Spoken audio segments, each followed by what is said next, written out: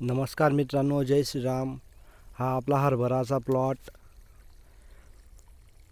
45 दिवसांचा झालेला आहे. तरी आपण बघू शकता हा प्लॉट पूर्ण पॅक होण्याच्या मार्गावर आलेला आहे. आज आपण याला ठिबक सिंचनाच्या सहाय्याने पाणी देत आहोत.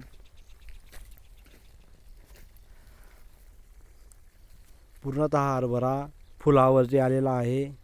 तर याला आपण लवकरात लवकर आता